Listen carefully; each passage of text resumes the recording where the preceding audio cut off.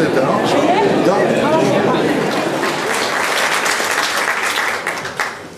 Ker sem pripričana, da ste prišli, ker hočete prisluhniti njegovim pronicljivim besedam, bom zelo kratka. Današnja javna tribuna sodi v krog javnih tribun, na katerih smo socialni demokrati v letu pred volitvami v državni zbor govorili o politični kulturi, o Sloveniji kot pravni državi, o ženskah na trgu dela, o znanju in zdravju kot vrednoti, o starosti kot problemu in priložnosti. Današnja pa sprašuje, kako naprej. Socialni demokrati menimo, da so potrebne spremembe, ker sedanja politika kaže v marsičem nazadovanje. Zato nam ni vseeno, kakšen bo izid volitev. Kaže pa, da bo nam morda odločilno vplivala udeležba, ki utegne biti nizka zaradi zasičenosti s politiko ali relativizacije vloge in odgovornosti politike s tezo, da so vsi politiki isto. Dela. Jaz delam, on tudi zdaj. Prišel sem z veseljem na to srečanje in sem se z veseljem odzval po gospe Majde. Rajši bi sicer prišel v času, ki je manj nervozen, bolj normalen kot je predvolilni čas, ampak zelo cenim delo poslanke gospe Potratove in mislim, da to ne bo bistveno vplivalo na najn pogovor. Seveda, vprašanje ali pa bi rekel trditev, da so vsi politiki enaki, torej slabi, v tem je problem, ni povezana samo z volilnim časom, ampak kroži vsake toliko časa, oziroma je na nek način stalno prisotna, vse pa v določenih trenutkih intenzivira in postane nekako splošno veljavno ali pa vsej poskuša posiliti to splošno veljavno.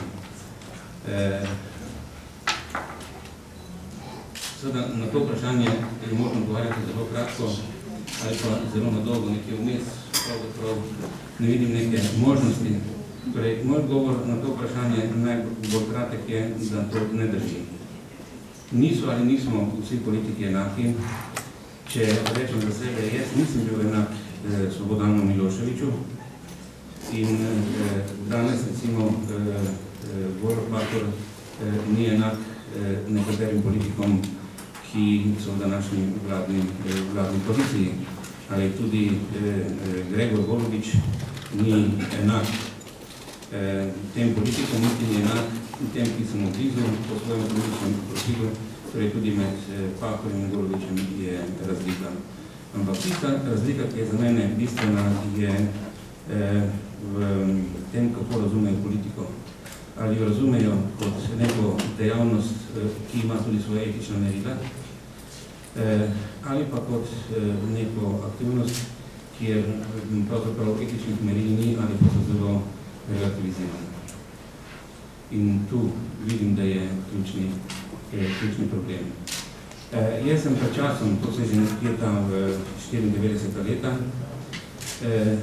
postal pozoren na to relativizacijo